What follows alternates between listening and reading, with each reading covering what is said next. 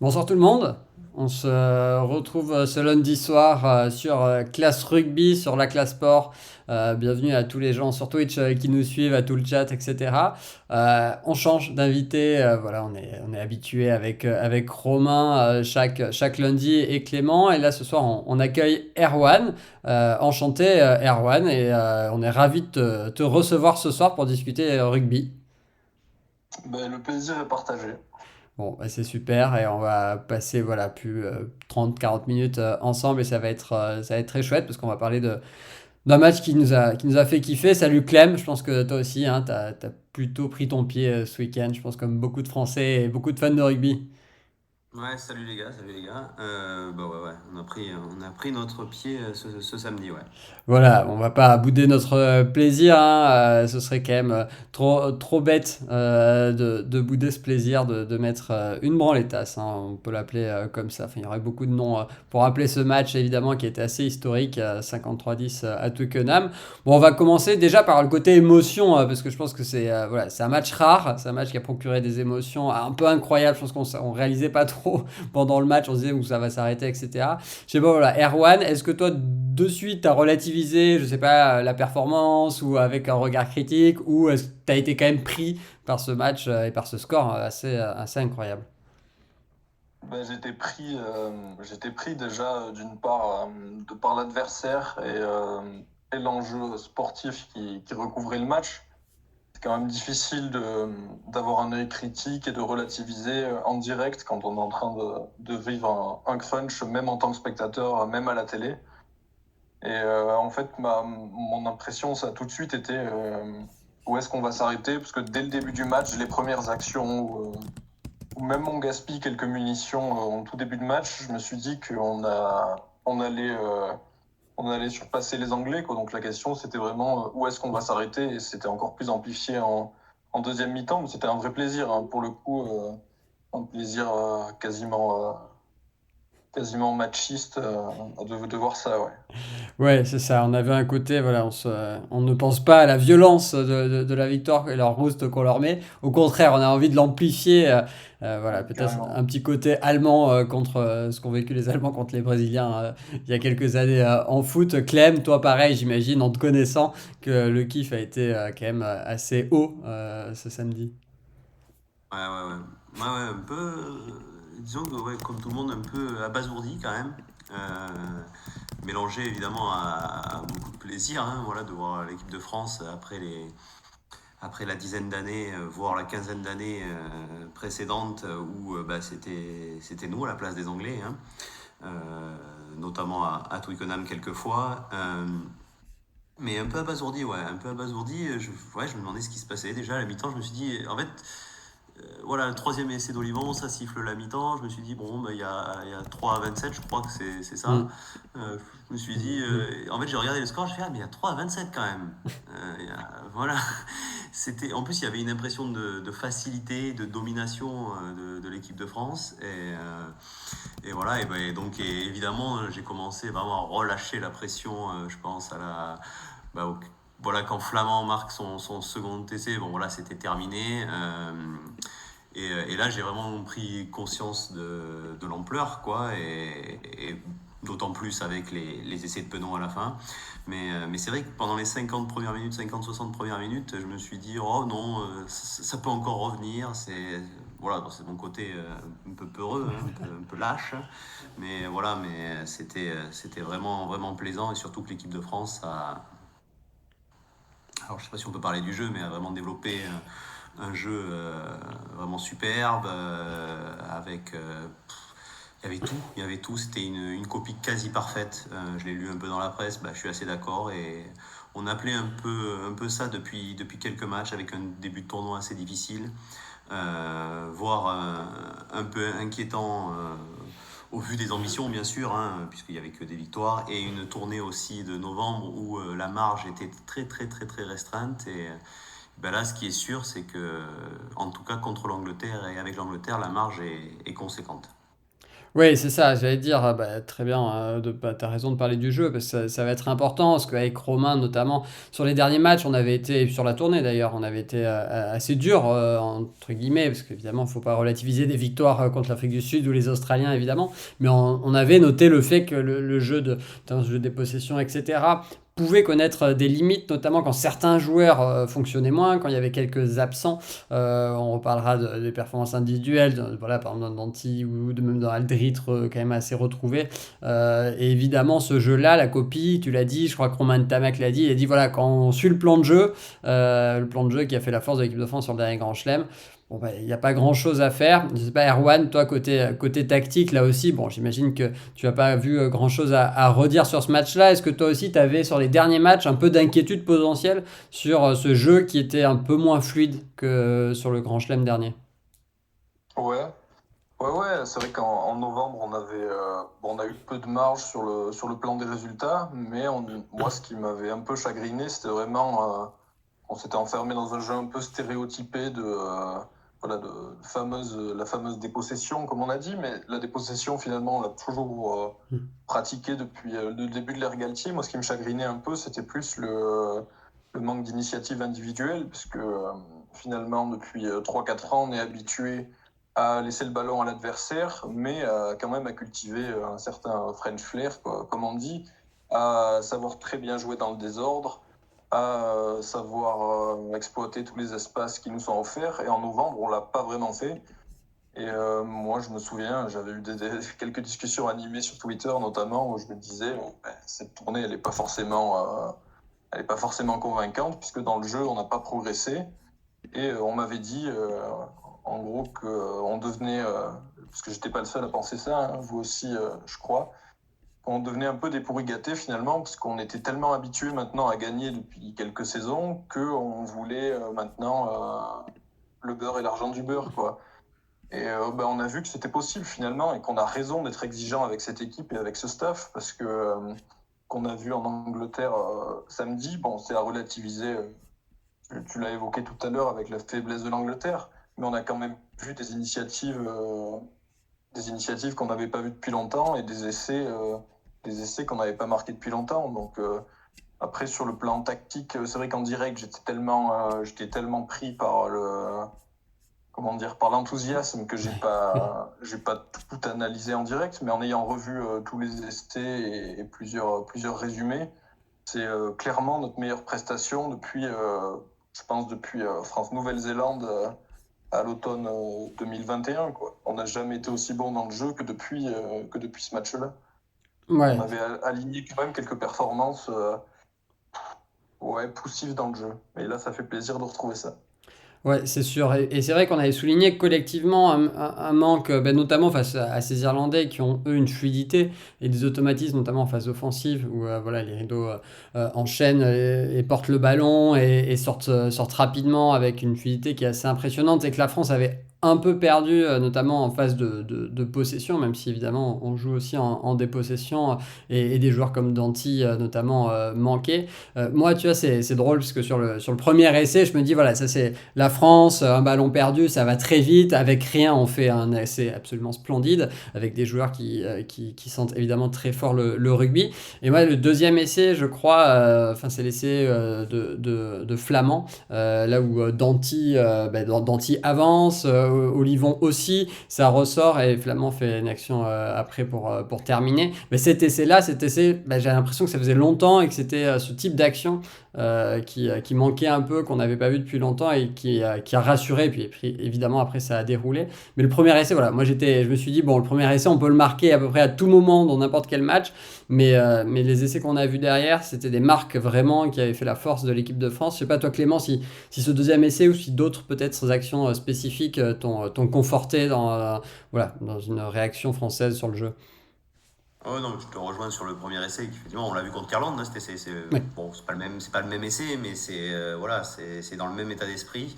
Effectivement, on peut marquer de n'importe quel coin du terrain sur une action de classe, de génie. Là, c'est le troisième ligne, Olivon et Flamand, qui ont deux actions de classe. Bah, ça met tout de suite hors de position la défense anglaise, qui est aussi au passage avait un peu mis la charrette quand même, mais bon, Ça, on en reparlera peut-être des Anglais. Mais oui, oui, voilà, c'est vrai complètement. Par contre, voilà, tout le reste, comme moi je l'ai dit, c'était à peu près parfait. Toi, tu parles ouais, de cette action avec beaucoup de, de cellules bien, qui bien, s'enchaînent, bien, bien ouais, ça a construites. enchaîné, etc., etc. Mais c'était aussi, on a retrouvé des grattages, on a retrouvé des contre-rucks, une densité physique impressionnante. Donc voilà, tout ça, c'est ce qui a fait la différence un petit peu avec les matchs d'avant. Et puis aussi, il y a une différence. Par exemple, Erwan parlait du match contre les Blacks et pas de passage à vide, ou très très peu, quoi. Il y a eu ce début de deuxième mi-temps Mm. où on subit un peu, mais est-ce qu'on pouvait vraiment demander on pouvait demander autre chose de la part des Anglais qui ont quand même une petite réaction d'orgueil, ce qui est normal. Contre les Blacks, il y a quand même, on mène très largement. Moi, j'étais au stade et je me souviens que à la 60e, avant l'interception de Penaud, après l'essai de Ioane, Mm. on commence à stresser un petit peu. Et c'est vrai que là, tout a été parfait. Peut-être 2 ballons égarés en touche. Voilà, j'ai à peu près que ça à dire quoi, sur le match, quoi. Ok, non, non, mais je pense que puis, on va pouvoir y revenir. On va peut-être parler rapidement des performances individuelles. Évidemment, je pense qu'on l'a pas mal dit. Le collectif a été, bon, voilà, je pense que la perfection n'existe jamais, notamment pour les staffs et les coachs qui verront toujours quelque chose. Mais là, on était vraiment pas loin d'atteindre un match, voilà, bah, quasi parfait dans l'intensité, dans la défense, etc.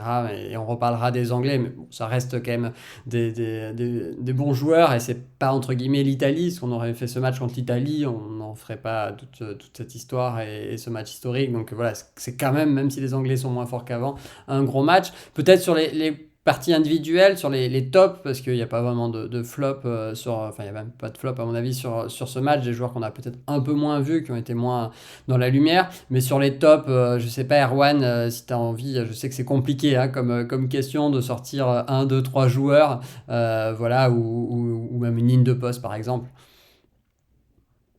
Bah, ouais, moi j'ai un grand top quand même pour Hmm. moi, Thibaut Flamand. Faut rappeler qu'il n'est pas censé être le titulaire du poste, que c'était Woki Willemse qui avait été l'attelage privilégié depuis l'année dernière. Et Flamand doit sa titularisation à la blessure de Woki. Et c'est parfait le match qu'il fait, quoi. J'ai pas vu beaucoup de matchs de deuxième ligne aussi réussis depuis que je regarde le rugby, quoi. C'est incroyable de justesse, même son jeu sans ballon, parce qu'on voit, c'est bon, d'accord, Flamand, c'est un athlète, c'est un joueur puissant, mais c'est grâce à son jeu sans ballon, c'est grâce à ses courses qu'il est si impactant. On le voit sur son premier essai, notamment, où il a 4 joueurs qui viennent sur lui. Et son angle de course est tellement parfait qu'il est inarrêtable. Et en fait, il a été monstrueux dans tous les domaines, quoi. C'était vraiment impressionnant de voir ça. Et ensuite, je citerai la troisième ligne quand même, parce que on était un peu inquiet à juste titre de la blessure de Gelon la semaine dernière. Et ça a été un match parfait aussi de la part de la troisième ligne, quoi. Olivon avait pas été à ce niveau-là. Enfin, il a toujours fait des bons matchs en équipe de France, mais depuis son retour de blessure, c'est vraiment le meilleur match qu'il fait. Je pense que là, il est à son meilleur niveau. Aldrit, qui avait été sorti après 13 minutes à cause du carton rouge d'Awas la dernière fois, je pense que il avait plutôt le cœur à la revanche et ça s'est vu. Et Kroos a été comme à chaque match, hein, parce qu'on parle pas beaucoup de François Kroos, mais à chaque fois qu'il est sur le terrain, il est très bon et ça a encore été le cas. Donc ensuite, je citerai Danti aussi quand même, qui avait manqué vraiment dans les derniers matchs, quoi. Même si Moefana n'a pas fait de mauvais matchs, sa présence physique et notamment dans le jeu au sol, ça avait beaucoup manqué. Donc voilà, je citerai surtout ceux-là, quoi. Flamand, la troisième ligne, et Danti qui a eu fait de meilleurs matchs en équipe de France, mais dont le retour a quand même fait un bien fou. Je citerai eux en premier lieu. Ouais, c'est certain. Et pour citer Romain qui disait, parce qu'on était tous les trois avec Clément et Romain assez curieux et intéressés de voir Moefana voilà, remplacer potentiellement Danty. Et parce que voilà, Danty, de temps en temps, dans son jeu, on se disait, bon voilà, peut-être que Moefana peut apporter quelque chose d'autre, un peu plus d'évitement, etc. Mais on a vu sur les matchs de Moefana, comme tu l'as dit, qui n'a pas fait de mauvais matchs, mais qui a été quand même plus discret, que, voilà, que les caractéristiques de Danty, on l'a vu très vite, très fort là, même si évidemment c'est pas son meilleur match, il a fait quelques erreurs, mais au moins au début, son entrée de jeu, ses 10 premières minutes en termes d'intensité, sont à souligner. Et pour te rejoindre complètement à la fin du match avec l'émotion, j'étais avec des amis et on s'est dit bah ouais, l'attelage troisième ligne flamand. Le match, dans un match où la France déroule son jeu, voilà, on les voit un peu dans une lumière absolument magnifique et tout ce qu'ils savent faire. Et c'était vraiment les trois quasiment à leur meilleur niveau. Et tu as raison de dire, Cross voilà, peut remplacer. On sait qu'ils étaient 3 pour 4. Enfin 4 pour 3 postes. Peut-être la blessure facilite entre guillemets le choix du roi pour Galtier, même si elle nous met en difficulté s'il y a un autre blessé. Mais en effet, ces trois-là, plus Flamand et Danty. Je ne sais pas si Clément, toi, tu as quelqu'un d'autre ou si tu veux compléter sur ces joueurs-là.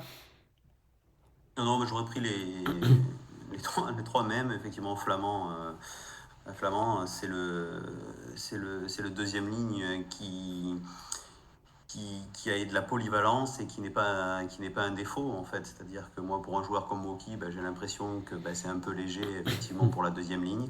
Je trouve que ça manque de puissance, notamment quand il est pas lancé. Et Flamand, il y a son intelligence voilà, qui vient de cette polyvalence. Et en même temps, c'est un joueur qui, on le voit bien sur le deuxième essai, qui est ultra puissant, qui a de très bonnes mains, qui est très très très complet. Voilà, donc on parle de ce match, mais je pense que c'est peut-être le meilleur français depuis le début du tournoi. Donc ouais, ça commence à faire beaucoup, peut-être pour Woki, là, je pense. Et après, non, peut-être citer en plus cette troisième ligne et Danty, peut-être Dupont et Ramos, qui pour moi, quand même, ont été prépondérants dans ce match. Tout n'a pas été réussi, que ce soit pour l'un ou pour l'autre, mais globalement, quand même, on pense à Dupont, ce 50-22, le premier de l'équipe de France sur ce tournoi, qui est du pied gauche, qui est quand même sensationnel et qui amène un essai. La percée de Ramos qui en amène un autre. Donc voilà, le fait d'avoir soulagé aussi le jeu au pied avec Ntamak, je pense qu'il faut le souligner aussi, qui a été plutôt correct dans ce jeu d'occupation. Ça a bien été du bon et ça a enlevé une épine du pied pour cette équipe de France, parce que depuis le début, on voyait bien que Dupont était ultra ciblé. On avait l'impression qu'il allait être contré sur chaque sortie de camp. Donc, même si c'était pas le cas, mais voilà, ça faisait un peu peur. Donc, cette alternance-là, au niveau des sorties de camp, ça a été très efficace et Ntamak a assuré. Ouais, et ça a clairement mis en difficulté la défense anglaise d'alterner autant. Et ça changeait un petit peu de ce qu'on avait fait. Et t'as Dupont, un très bon match. Après, Dupont nous habitue alors, tellement à l'exceptionnel que dès qu'il est un peu en dessous, qu'il prend moins les espaces ou casse un peu moins de lignes, parce que aussi nos porteurs de balles cassaient un peu moins de lignes et donc il était moins au soutien, on se dit, bon, il est un peu. Mais évidemment, il a encore fait un beau match. Là, pour moi, en tout cas pour moi, on est sur un match qui est largement au-dessus de la moyenne, quand même. Oui, oui. Et Ntamak aussi a fait du bien. Pardon, Erwan, vas-y. Ouais, non, mais Dupont, il a tellement fait de 20 sur 20 qu'en fait, quand il est à 15 sur 20, on dit que c'est un match moyen, quoi. Mais faut se rendre compte qu'il a encore été très, très, très, très bon. Ça lui a fait du bien, je pense, comme l'a dit Clem, de déléguer un peu le jeu au pied d'occupation à Ntamak, à Ramos. Il est déjà très, très ciblé dès qu'il a le ballon et ça l'a libéré un peu d'un certain poids, je pense. Et juste pour finir, comme on parlait des tops, je mettrais une toute petite mention pour Aldeguerri aussi, qui est quand même le 4e choix à droite et qui s'est retrouvé titulaire. Et il a fait passer quand même un sale moment à Genge, notamment en mêlée. Donc c'était quand même, pour lui, qui jouera peut-être pas le prochain match, c'est quand même un sacré bel intérim, je trouve. Ouais. Surtout que Falatea a pas. Quand il est rentré en mêlée, ça a été un peu plus poussif. Il me semble qu'il y a eu plusieurs bras cassés, non, contre lui. Enfin, Ouais, mais c'est peut-être pour ça qu'il est resté numéro 2, qu'il est resté finisseur. Bien joué de la part de Galtier, du coup, hein, d'aller chercher Ah, bon, la complémentarité de la première ligne là, toulousaine et pour éviter d'exposer un jeune qui est plein de talent. Hein. En gardant Falatea aussi sur ce profil finisher Mhm. qui lui correspond aussi bien et qui d'ailleurs même à l'UBB enfin, il utilisait aussi comme ça. Euh, Ouais. pour peut-être parce que c'est intéressant, salut Bishnov sur le chat, pour se projeter un peu sur cette composition, parce que là évidemment on va évidemment avoir un dernier match destination, on va en parler, mais ensuite on va très rapidement avoir bon, une tournée et puis surtout la Coupe du Monde et on commence à savoir, même si ça fait avec Galtier plusieurs matchs et séries de matchs qu'on connaît un petit peu l'ossature de cette équipe. Les titulaires semblent être assez indéboulonnables, là notamment avec la blessure de Jelon bon, voilà, qui facilite, on l'a dit, le choix en troisième ligne. Flamand, je suis d'accord avec toi Erwan, qui à mon ami a mis Woki sur le banc pour longtemps. Est-ce que, côté banc d'ailleurs, parce que Bichnov nous dit Woki sera très bien sur le banc, est-ce que vous pensez que Woki sera réintégré avec ce profil, deuxième ligne, troisième ligne, intéressant, mais du coup qui pousserait peut-être ou Tao, mais qui a un profil vraiment très gratteur et intéressant aussi en rentrée, ou un Macalou, mais qui a ce profil là aussi intéressant de troisième ligne ailier. Voilà, vous peut-être Erwan, est-ce que tu vois un banc qui se modifierait dans le futur avec évidemment Jalibert qui serait là, Jaminet pourquoi pas, mais pas certain. Voilà. Alors, déjà pour enchaîner sur Woki, c'est un joueur que j'aime beaucoup. Je sais pas si c'était une bonne idée de le déplacer en deuxième ligne, même s'il a fait des très bons matchs aussi en bleu à ce poste-là. Mais c'est vrai qu'avec la blessure de Jelon et Kroos qui rentrent dans le 15 de départ, est-ce que si Woki revient dans le groupe pour les prochaines échéances, bon, il sera pas titulaire en troisième ligne, enfin du moins, sauf nouvelle blessure. Parce que bon, déjà Flamand le barre en 4 et la troisième ligne qui était à Twickenham et qui est là depuis ne bougera pas non plus. Est-ce qu'il peut suppléer ces postes-là sur le banc? C'est possible.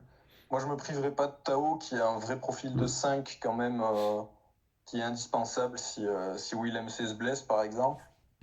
Maintenant, à la place de Macalou, comment dire, si tu es en 5-3, il peut tout à fait remplacer Macalou dans le rôle du troisième ligne remplaçant.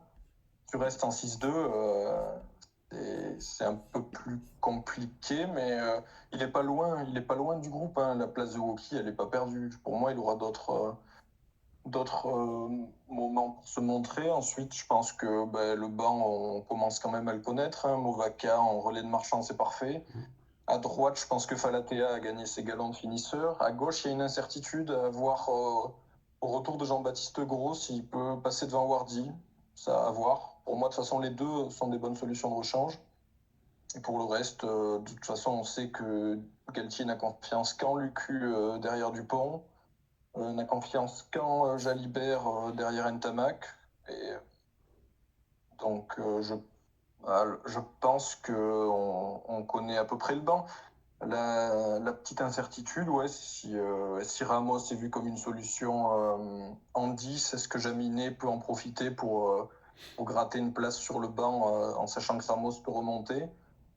Ouais, moi je pense que Jalibert a une petite longueur d'avance, donc à mon avis, pour le banc, ça resterait Jalibert avec une longueur d'avance. Et ça va être le jeu des blessures comme d'habitude. Hein. Il va y avoir d'autres cartes qui vont être redistribuées d'ici les prochaines séances, je pense. Ouais, c'est sûr. On se projette évidemment sur un moment T. Voilà, Adrien sur le chat nous dit voilà, Willemse du mal à finir un match. Willemse est carrément forfait, donc on va voir si. Bon, logiquement, hein, Tao devrait jouer. On va voir si Meafou, voilà, notre petit feuilleton Meafou, voilà, même si. Parce qu'il a été appelé, Willemse est forfait. Bon, voilà, il y a tout pour qu'on puisse écrire. Ah, il peut pas jouer. Il peut pas jouer. Ah oui, Hein. bon. Voilà. Il est partenaire d'entraînement. Ah, à partir d'entraînement, ok, bon, merci pour la Voilà. précision. Il a pas l'accord, il n'y a pas les papiers de toute façon au niveau de la jurisprudence française. On en avait parlé avec Romain, Oui. il a pas le passeport. Et puis de toute façon, voilà, je pense que je suis même pas sûr que World Rugby. Oui, Bon, sur un temps j'ai si lu court. plusieurs choses. Apparemment, la jurisprudence nouvelle-zélandaise ne s'appliquerait pas. Je vois pas pourquoi, mais Bon, Mm. enfin, bon, peu Bon, importe. Apparemment, on est toujours sur du novembre, hein. oui, bon, on verra du coup, on verra par rapport à ça. Bon, là, donc du coup, plutôt Tao, on verra Vardy et Gros. Toi, Clem, pareil, un peu même analyse, hors blessure. En effet, il y a le cas Villiers du Mortier qui peut être présent si jamais il y a un Villiers qui revient, même si de grosses blessures, faudra revenir costaud. Mais voilà, ça peut changer évidemment. Mais côté banc, Woki, etc., toi aussi, tu vois Woki peut-être revenir et prendre une place un peu de Un peu polyvalence. moins. Un peu Un moins. peu moins. Mm. Un peu moins, ouais. Je le vois vraiment. Bon, déjà, ses performances en club sont vraiment pas super brillantes, que ce soit collectivement ou individuellement. Je trouve que le temps est assez réduit avant la Coupe du Monde et les occasions de se montrer vont se faire assez rares. Alors je sais que par contre, comme l'a dit Arvan, il a raison, Galtier compte sur lui, voilà, c'est un Schlemmer de l'année dernière, de 2022, donc il a, je pense, une grosse aura dans le groupe, etc. Mais là, le fait que Flamand explose comme ça et devienne quasi indispensable, et qu'en troisième ligne, c'est quasi intouchable. C'est quasi intouchable. Mm. Ça va être compliqué pour un poste de titulaire. Et sur le banc, j'ai l'impression que Fabien Galtier a vraiment ses profils, ses profils de finisseurs, etc. Et par exemple, comme pour Falatea, Makalou, ces jours-là, Movaka, ces jours-là ont gagné leur rôle de finisseur et ils bougeront pas sauf blessure, quoi. Sauf blessure. Et on parlait du 5-3 ou du 6-2, on voit bien que le 5-3 est assez rare, hein, donc Mm. peut-être dans une hypothèse de 5-3, pourquoi pas. Mais c'est vraiment un peu la seule hypothèse. Donc pour moi, il est un peu derrière et je pense pareil pour Jaminet. Voilà, je pense pareil pour Jaminet qui est là, parce que Jalibert, je pense que Fabien Galtier ne se privera jamais de son talent s'il est là. Non. Et Ramos voilà, a montré que c'était un meilleur joueur que Jaminet, après qu'il y avait des défauts que Jaminet n'avait pas, mais même dans un match qui n'est pas parfait contre les Anglais, on voit quand même la dimension que peut prendre un Ramos. Alors c'est clair que quand, quand il prend un coup de pied, une sortie de camp, c'est sûr que c'est pas le pied de Jaminet, hein, c'est sûr qu'on se pose des questions et ça fait 3 rebonds avant de Mm. sortir du terrain, mais bon, il y a autre chose, donc j'ai vu quand même que c'était le meilleur réalisateur du tournoi, que c'était premier dans toutes les catégories au pied, bon voilà quand même, donc c'est quand même un joueur solide et qui Ouais. peut largement remplacer Jaminet, donc pour moi un peu derrière aussi.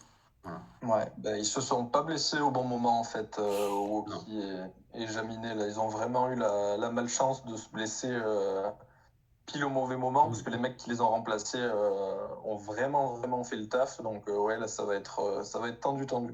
Ouais. Et Et puis, c'est vrai que je m'y ouais. attendais pas autant pour Flamand, moi, hein. Je m'y attendais Mm. pas qu'il explose. C'est un bon joueur, hein, c'était un bon joueur, mais là, Il y a eu quelques beaux on est matchs quand même en top 14. Je me souviens de voilà, deux trois Ouais, ouais, matchs où je me ouais, suis dit, ouf, s'il a ce niveau-là, après, voilà, faut les tenir. Mais je prends un match contre La c'est Rochelle. ça. Je dis le QI rugby de ce mec, avec en plus sa capacité à se déplacer, sa capacité à comprendre les espaces, à être physique aussi, à être dur sur Il tient l'intensité. 80 minutes aussi. Enfin, Voilà, c'est clair, depuis le début d'année, d'enchaînement de 80 minutes. Voilà. Mais en effet, après, c'était peut-être un peu court pour prendre la place. Là où Ramos, on avait plus de. On savait que Jaminet a la moins de blessures. Voilà. Et en plus, Ramos, alors, évidemment, avec le choix de Jaminet d'aller dans le club de Ramos, qui n'aide pas, je pense, pour sa concurrence. Donc voilà, c'est sûr que pour Jaminet, c'est peut-être plus compliqué. Et puis Ramos, je pense, a aussi un avantage, parce que vous en pensez, mais de pouvoir aussi prendre l'ouverture sur des phases d'attaque pour alterner. Là où Jaminet, je vois moins faire ça. En tout cas, c'est pas un poste de prédilection pour lui, parce qu'aussi il y a plus de longueur en coup de pied, etc. Mais Ramos supplée bien Ntamak aussi, où Ntamak peut passer 12 sur des phases d'alternance. Et c'est intéressant, je pense, pour Galtier de s'appuyer aussi sur ça. Et puis, bon, évidemment, le trio avec Dupont marche bien. et en commentaire, on a pas mal de choses Mm, intéressantes là. Oui, oui, effectivement, on parle de Bamba, mm, et effectivement, plus globalement, c'est vrai qu'en mêlée, je crois que c'est Vishnov qui parlait Oui, voilà, notre point faible, c'est les deux piliers remplaçants pour l'instant. Alors, je dirais pas un point faible, mais c'est vrai qu'on n'a pas de certitude. Ça change beaucoup. Gros est blessé, Bamba, Falatea, je parle des deux côtés confondus, Wardy, donc on n'a pas vraiment de certitude comme le serait par exemple au poste de talon, quoi, où on a un, deux, voire même le 3, j'ai l'impression que c'est aussi acté. Donc oui, c'est vrai qu'on a un peu moins de certitude. On parle aussi de la tenue en mêlée, de la discipline De qui... Falatea, oui.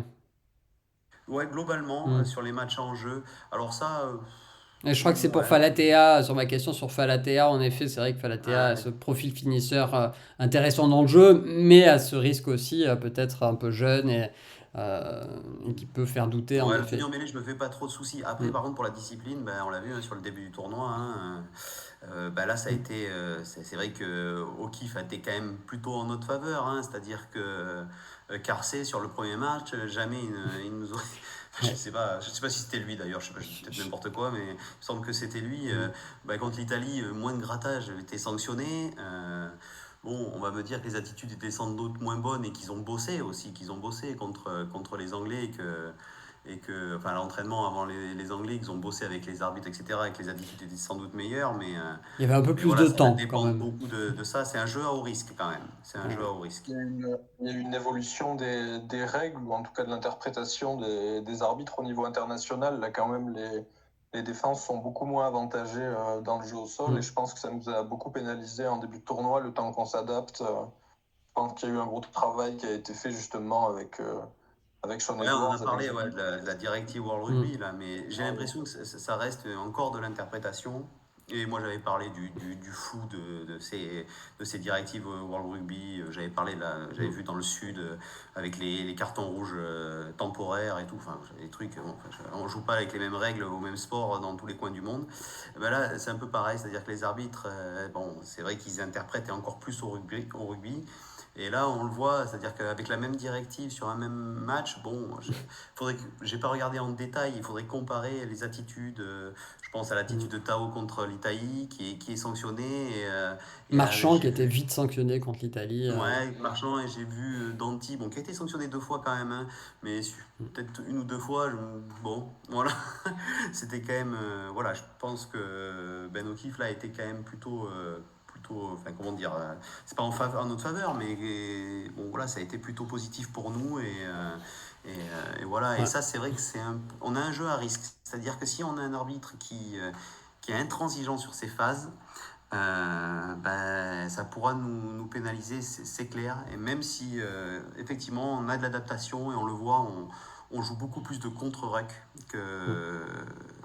Mm. qu'avant, que l'année dernière. On joue beaucoup plus le contre-ruck et un peu moins le grattage. Donc ça, c'est quand même intéressant. On essaie de s'adapter. Ouais.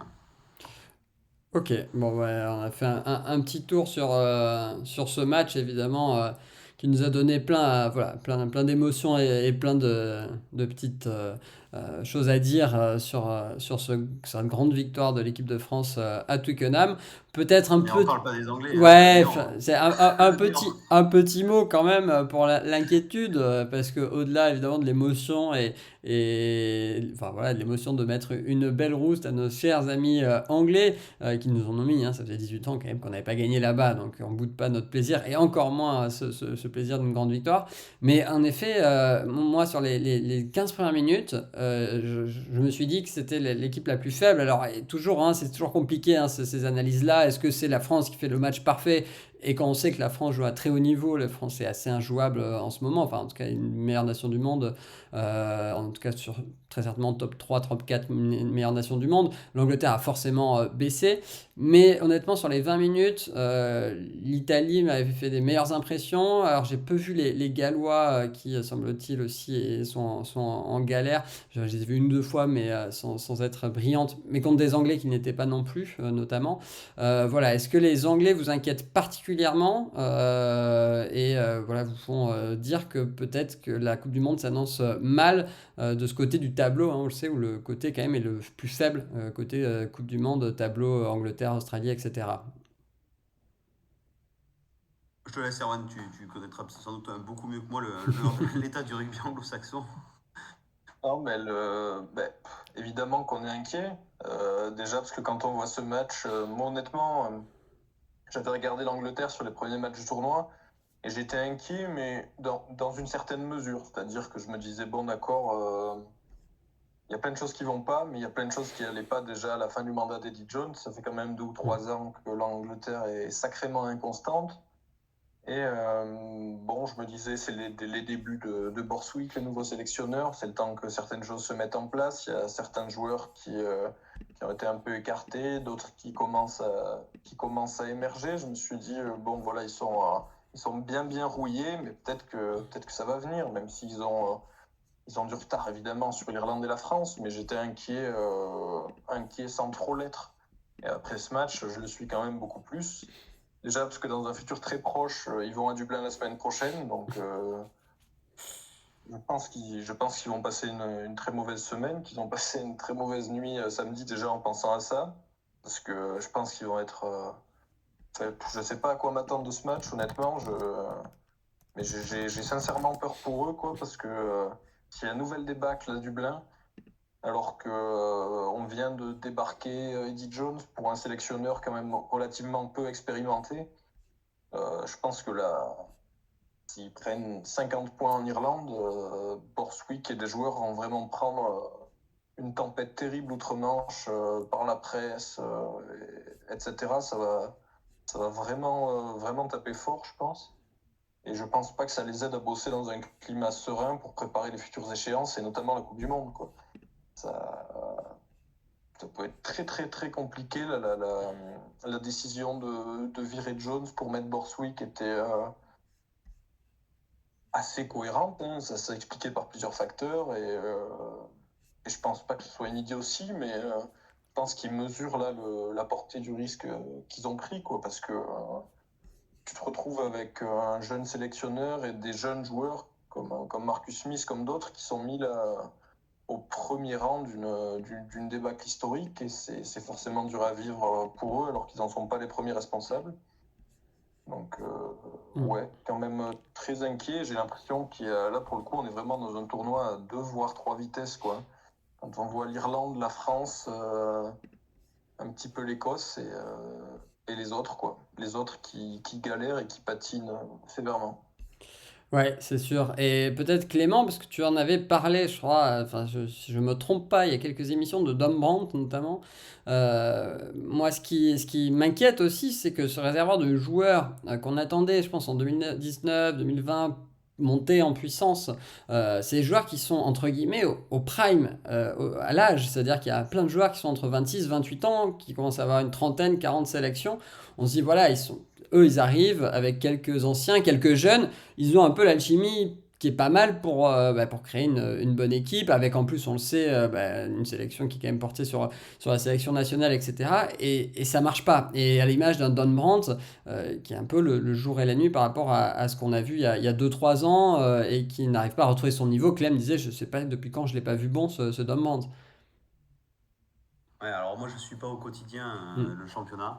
Euh, je sais que son association avec Smith en club fait quand même des merveilles. Ils ont été champions. Voilà, je lis, je regarde la Coupe d'Europe, mais c'est vrai que le championnat je le suis beaucoup moins, donc c'est plus difficile. Mais en sélection nationale, c'est vrai que son arrivée a été longue à être mise en place. Et on l'attendait beaucoup et on est vraiment déçus. Et ce que tu dis, c'est exactement ça. C'est-à-dire qu'en 2019, alors je sais plus ce que c'est exactement la stat, mais je crois que c'est l'équipe la plus jeune arrivée en finale de Coupe du Monde Mm. en moyenne d'âge. Donc c'est sûr qu'on se demande 4 ans plus tard qu'est-ce qui s'est passé. Qu'est-ce qui s'est passé Mais voilà, il y a pas mal de mecs qu'on a perdus, hein, des Underhill, des Curry, bon, je crois qui est toujours là, hein, qui est toujours bon et qui était blessé. Je crois qu'il a un tendon d'Achille à Potagan, je crois, pour le tournoi. Mais voilà, l'éclosion de Marcus Smith ne s'est pas fait. Don Brandt, ça ne marche pas. Là, on l'a vu quand même très, très, très, très en difficulté et qui la comparaison avec Aldrit a fait très, très mal quand même. Pour finir sur un épuisement, en plus, il était épuisé sur l'action de Penaud, il fait quand même peine à voir. Donc, non, voilà, c'est pas que lui, hein. C'est vrai que même même un Sinclair, ouais, il y a beaucoup de joueurs qui sont dans ce cas. Il y a peut-être que Stewart qui a montré quand même l'étendue de son talent, voilà, que ce soit dans le jeu au pied, sa puissance, voilà, c'est franchement le seul joueur que je ressortirai de cette équipe. Et plus globalement, sur l'Angleterre, comme l'on s'est très bien dit dans les commentaires, il y a le contexte économique du championnat avec des clubs qui mettent la clé sous la porte, ça n'aide pas. La sélection nationale qui est plus haut niveau, un coach débarqué à 1 an de la Coupe du Monde, un coach quasi inexpérimenté à ce niveau-là qui débarque. Voilà, bon, les signaux ne sont pas ouverts côté anglais et ça va être très difficile d'arriver compétitif pour cette Coupe du Monde. Et c'est vrai, je l'ai lu aussi dans les commentaires, on a l'impression de revivre ce qu'on a vécu. Voilà, c'est exactement ça. C'est-à-dire que moi, quand j'ai vu ce match, je me suis dit, je revois un peu l'équipe de France qui avait quelques joueurs, mais pas de collectif, aucune certitude, des clubs qui étaient un peu aussi un peu moribonds. Donc, voilà, c'est comme ça. Mais bon, on a besoin d'une Angleterre forte, notamment pour le rugby. Ouais. Et ça reviendra, c'est cyclique, ça reviendra vite. Oui, c'est sûr. Ouais, mais ça laisse quand même quelques regrets. Tu parlais de Don Brandt en plus à ce poste-là et des clubs anglais. Et quand tu vois qu'en top 14, on a un joueur comme Zach Mercer qui est actuellement, comment on appelle ça, inadmissible pour jouer en équipe d'Angleterre, inéligible, pardon, ça laisse quand même d'énormes regrets parce que tu disais la comparaison avec Aldrit, Don Brandt en a souffert. Pour moi, le seul qui tient la comparaison avec Aldrit en top 14, c'est Mercer. Ouais. Donc c'est quand même hyper dommage de se priver de joueurs comme ça, même si lui a signé à Gloucester l'année prochaine et va pouvoir repostuler bientôt. Mais le fait est qu'à leur âge, à part les joueurs qui ont quitté les Wasps et Worcester en cours de saison pour cause de faillite, tous les autres qui évoluent à l'étranger, dont fait partie Mercer, ne peuvent pas jouer. Et c'est là qu'on se dit qu'on a de la veine quand même en France d'avoir tous les joueurs à portée de main, même si on a, justement, pendant longtemps, on disait on est les seuls à pas avoir de contrats fédéraux, on est les seuls à pas pouvoir profiter autant des joueurs, etc. Mais aujourd'hui, on est les seuls finalement à avoir tous les joueurs dans le même championnat. Et je pense qu'on en tire quand même un certain profit, quoi. Ouais. Après, après la Coupe du Monde 2015 aussi, on a bossé. On a le système des gifs, etc. C'est-à-dire que nous, on était tellement. Enfin, on avait pris nous, notre rouste en quart de finale de Coupe du Monde et on a réagi et bien. Et maintenant, ça porte ses fruits. Il y a eu d'abord les titres en jeunes, ensuite maintenant les titres avec les seniors. Voilà, ça porte ses fruits de faire jouer. Même quand on regarde quand on regarde les compositions des équipes de top 14, à tous les postes et on est obligé maintenant de chercher du GIF à tous les postes, même si GIF c'est pas forcément c'est pas tout à fait la même chose, mais ça correspond quand même beaucoup. On voit des Français qui jouent au poste clé, quoi. Donc, c'est sûr que ça fait la diff. Ouais, et pour compléter un peu l'inquiétude sur les équipes anglaises, ça a été bien dit dans le chat, notamment avec ces problématiques aussi extra-sportives, mais qui impactent évidemment le sportif en Angleterre. Il faut se rappeler que sur les 2 dernières Champions Cup, il n'y a plus d'équipe anglaise en demi-finale.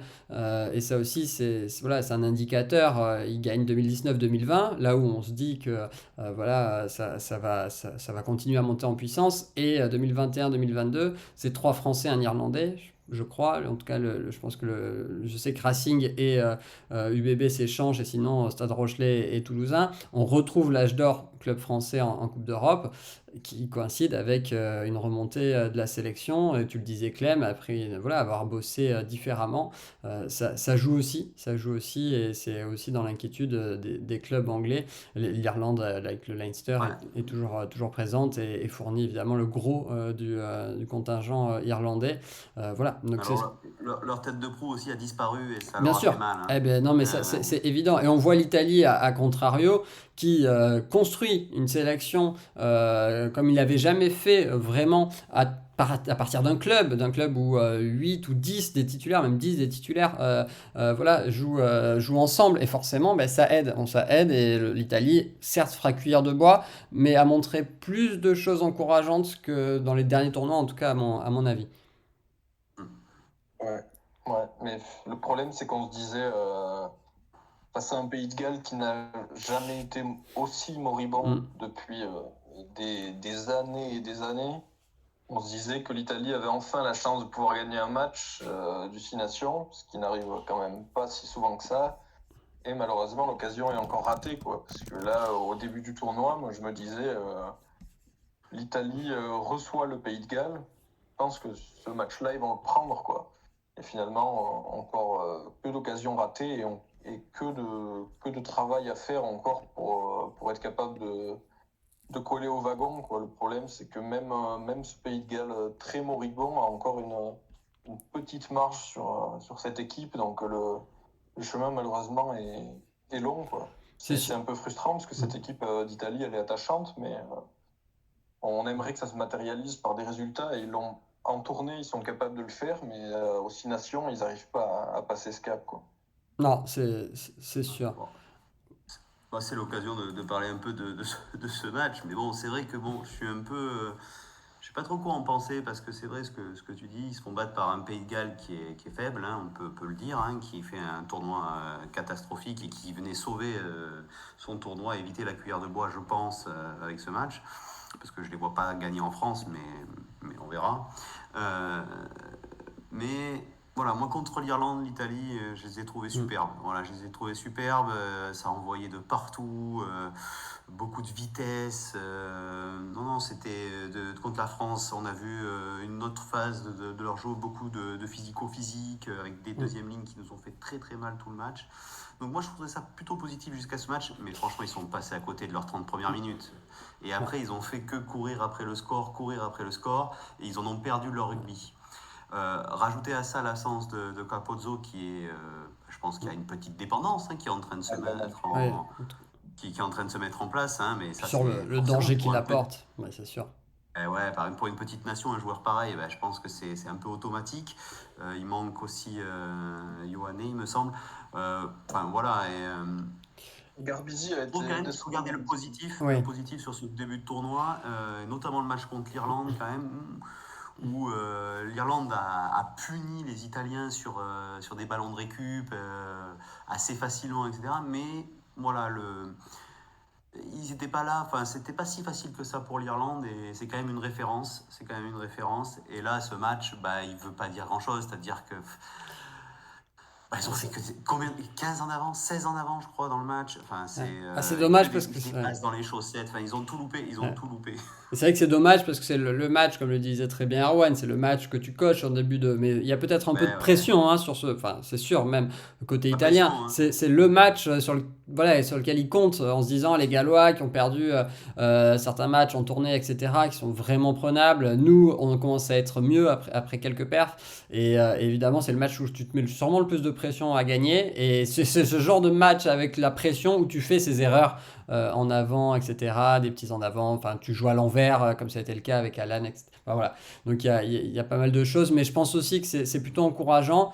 Peut-être pour terminer, avant de passer sur la dernière journée, parce que moi je suis en train de lancer une pétition pour retirer les poules de la Coupe du Monde, les poules de la Coupe du Monde où il y a quand même les 4 meilleures nations ensemble sur le même carré, ce qui est un peu dommage, ce qui ouvrira au moins les portes à des petites nations, je pense, à mon avis, il y aura des surprises côté poule C et poule D. On parlait de l'Italie. L'Angleterre pourrait s'en sortir, hein. Logiquement, Faire un l'Angleterre. dernier carré, hein. Alors oui, oui, évidemment, parce que pour rappeler juste aux gens qui nous écoutent, il y a évidemment la poule A avec la France et les Blacks et l'Italie qui, malgré ses bonnes expériences sur ces derniers matchs, sortira On l'espère pour nous, et pour les Blacks peut-être aussi, mais sortira très certainement des poules, enfin ne sortira pas des poules évidemment. Poule B, et là aussi on va perdre sûrement une belle équipe qui nous fait assez rêver, qui est l'Écosse, parce que l'Irlande et l'Afrique du Sud sont dans la même poule. Et en revanche, côté poule C, on retrouve Pays de Galles, Australie, Fidji, Géorgie. Et là, honnêtement, les Fidji et les Géorgiens, pourquoi pas, peuvent, parce que les Géorgiens, quand même, arrivent avec une jolie équipe, peuvent tirer leur épingle du jeu. Et groupe D, tu l'as dit, Clément, l'Angleterre peut s'en sortir. Après, Japon, Argentine, voilà, qui vont arriver aussi les dents longues parce qu'ils regardent avec attention l'Angleterre se déliter. Et donc, ils se disent, bah, pourquoi pas. Donc voilà, en tout cas, il y a vraiment une parallèle entre ces poules de Coupe du Monde où on va voir des très gros matchs, en tout cas par rapport à ce qu'on voit sur le rugby au moment T, des très gros matchs dans deux poules et des matchs sûrement plus ouverts dans les deux autres poules. Carrément, c'est la mais loi c'était du- pas si facile à prévoir, hein, parce que Non, les poules elles sont tirées quand même, très je tôt. crois, quasiment dès la fin de la Coupe du Monde précédente. Oui, Et c'est ça. C'est à ça. l'époque, donc c'est avec le système de tête de série, Mm. etc. Et à l'époque, quand les poules sont tirées, Ouais. c'est pas si déséquilibré que ça. Finalement, les rapports de force ont évolué depuis, et c'est cruel, cruel aujourd'hui pour un certain nombre d'équipes et bien heureux pour d'autres.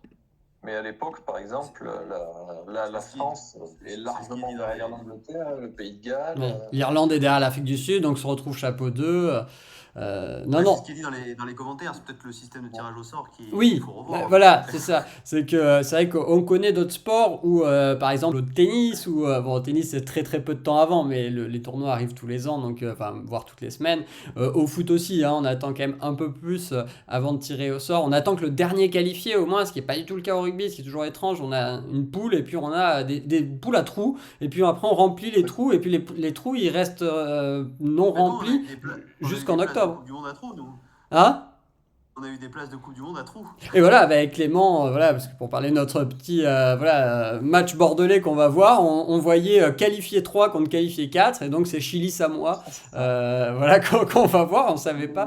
Euh, 1 contre l'Afrique 2, bon, bah, super match. Voilà, exactement, exactement. Et c'est vrai que bah, même en termes d'émotion de tirage au sort, c'est quelque chose qui est peu fait et peu développé au rugby, mais quand on sait les forces de tirage au sort j'allais dire le foot moderne, dans le sport moderne, les forces d'émotion que produisent une draft, par exemple en NBA, les émotions que produisent aussi, je veux dire, en foot, il y a des émissions derrière les tirages au sort pour débriefer. Alors le premier match, on l'analyse. Je veux dire, en rugby, on serait, nous, ravis de faire une petite émission, là, par exemple, en mars, pour débriefer après le tournoi, sur un classement fini, avec tous les qualifiés, un tirage au sort, et pour se dire, voilà, comment on appréhende la poule, etc. Là, c'est un peu froid, on le sait depuis longtemps, mais en même temps, c'est pas terminé. Enfin bon, voilà, bref, on va pas refaire le système de tirage au sort, mais peut-être que le rugby gagnerait, même voilà, en modernité, à faire ce type de tirage au sort, même télévisé, un peu en grand show, etc. Ouais, bon, on en a déjà parlé avec Clem sur les règles, mais c'est un peu dans ce genre-là. Allez, je termine avec vous sur la question. Alors, on a fait un super sondage, donc on a des amis qui sont là, donc vous allez nous dire si ça marche, puis si ça marche pas, vous m'excuserez de ma technique approximative sur les sondages Twitch. Le sondage, c'est donc bon, très simple évidemment. Est-ce que la France a une chance de gagner ce tournoi? Je vais afficher évidemment les conditions de victoire et puis demander à Erwan et Clément. Donc Erwan, d'abord, est-ce que d'après toi, la France a une chance de gagner? Je rappelle juste les conditions. La victoire, c'est si l'Irlande perd donc à domicile contre l'Angleterre sans bonus défensif et que la France gagne avec bonus offensif ou de plus de 12 points. Et si l'Irlande perd avec bonus défensif ou offensif et que la France gagne elle aussi avec le bonus offensif et au moins de 19 points d'écart. J'espère que je ne me suis pas trompé dans mes petits calculs. Mais voilà, est-ce que on y croit vraiment, Erwan?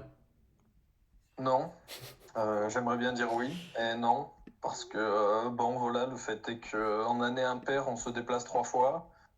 On a déjà gagné le tournoi en se déplaçant 3 fois, mais là, le fait est que dans les 3 déplacements, il y en avait un en Irlande. Et bon, on n'est pas passé si loin que ça en Irlande, finalement, au score. C'est un tout petit peu sévère parce que dans le match on rivalise, mais bon, on ne pouvait pas gagner ce match. Moi, j'ai pas de regret par rapport à ce match parce que l'Irlande est juste trop forte, surtout à Dublin. Donc le fait est qu'à partir du moment où on perdait en Irlande, après on était condamné à un exploit, à une anomalie. Et pour l'instant, il y a pas eu d'exploit ou d'anomalie, quoi. L'Irlande va faire le travail contre l'Angleterre sans trop de surprise. Je sais pas dans quelle proportion ça va être fait. Est-ce qu'ils vont les pulvériser comme on l'a fait, encore plus? Est-ce qu'ils vont gagner de manière étriquée? Je sais pas. En tout cas, pour moi, ils vont gagner. Je pourrais mettre pas mal d'argent là-dessus. Donc, pour moi, même si on va battre le Pays de Galles, je pense avec un certain écart, ça suffira pas parce que l'Irlande aura fait le travail de son côté et on pourra que s'incliner parce que l'Irlande sur ce tournoi aura été parfaite. Donc, pour moi, on va finir deuxième sans regret. Voilà. Ok, Clément, donc je vois que mon chat ne fonctionne pas du tout, mon truc de sondage. Merci à Jean de mettre 2 et non, mais voilà, c'est un fail, excusez-moi. Clem, toi, d'après toi, évidemment, je pense qu'on est Non, plutôt non, sur du non. tout pareil. Tout pareil, non, hein. Non, non, non. Il joue l'Angleterre, voilà, dont on a vu l'état, à domicile à Dublin où l'Irlande est quasi intouchable. Après avoir démontré tout au long du tournoi leur force de caractère et encore sur ce match en Écosse, parce que mine de rien, ce qu'ils ont fait en Écosse, c'est quand même assez impressionnant. Avec une équipe d'Écosse qui était pleine d'ambition. La victoire a été assez longue à se dessiner. Enfin, c'est longue. Donc elle a mis 50 minutes à se décider et qu'à la mi-temps, on y croyait tous.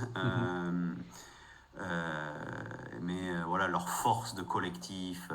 Faut dire quand même qu'ils, contre la France, ils jouent avec 2 titulaires en moins ou 3. Là, bon, ils ont une hécatombe en première mi-temps. C'est Van der Flier qui lance les ballons en touche. Voilà, ils ont une force collective, c'est impressionnant.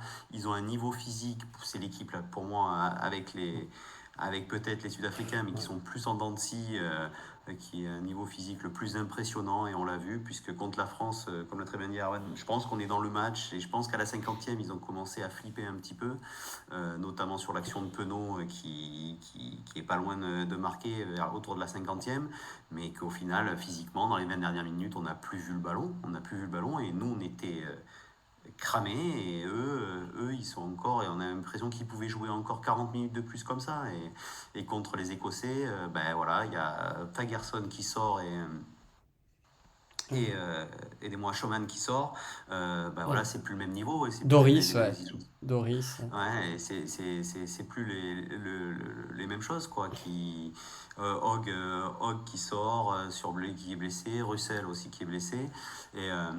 Et voilà, c'est plus le même niveau. Et en face, c'est là où l'Irlande a fait la décision et finalement aurait même dû remporter ce match avec le bonus, histoire d'enlever tout suspense, quoi.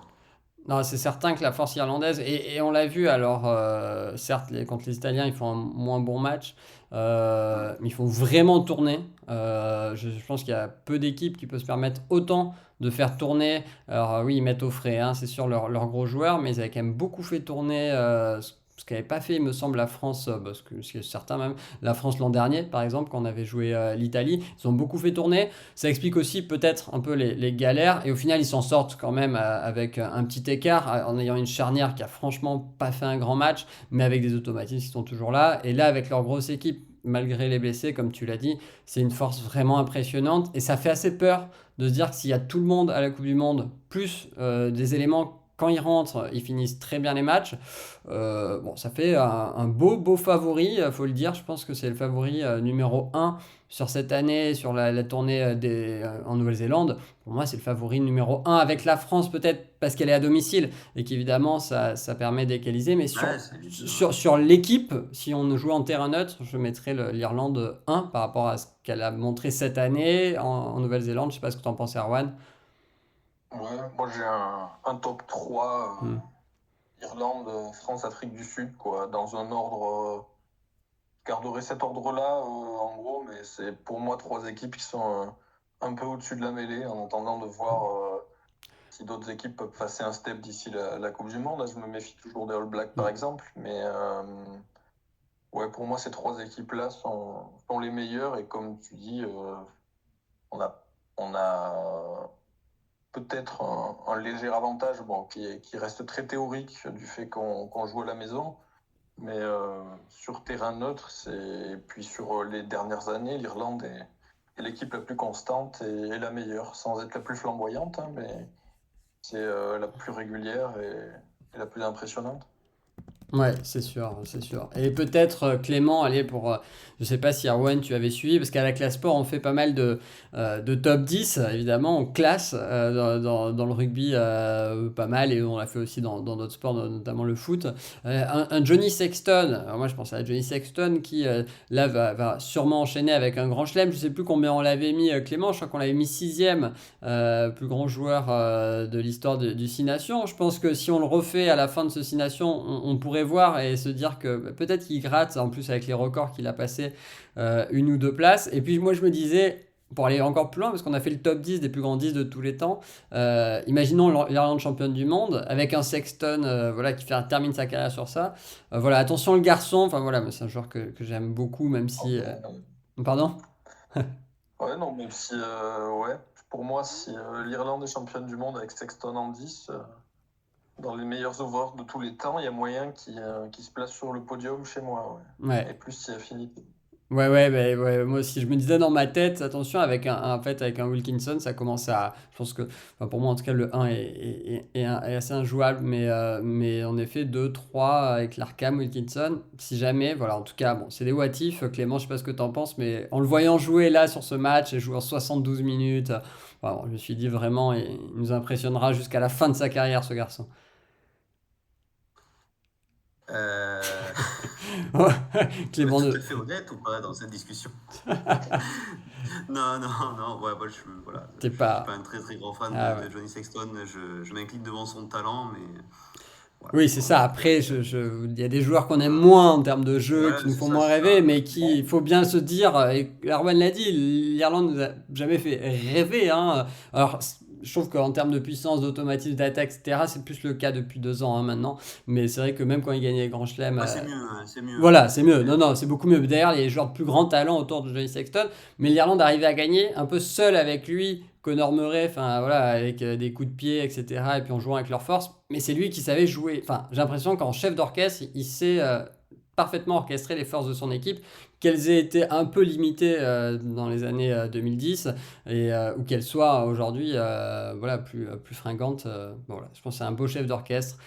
Après, chacun son avis. On refera un mais débat. oui, après, c'est d'autres choses. Moi, je trouve que bon, c'est vraiment très perso, donc voilà, ça n'a pas lieu d'être. Enfin, voilà, c'est dans un classement, après, c'est hyper subjectif. Moi, je trouve que voilà, il est très robotique, il a un manque d'élégance sur un terrain qui est, pour moi, qui Ouais, est voilà, rédhibitoire pour un top 3 par exemple, mais voilà, après, c'est vraiment très, très perso, et force est de constater que voilà, alors, s'il gagne une Coupe du Monde avec l'Irlande, bon, voilà, Oui, bah, voilà, l'accomplissement serait. il y a combien de licenciés en Irlande? Ben voilà, ben, je veux dire, il y a Oui. 4 millions d'habitants peut-être, je sais pas exactement, mais bon, voilà, ça me paraît,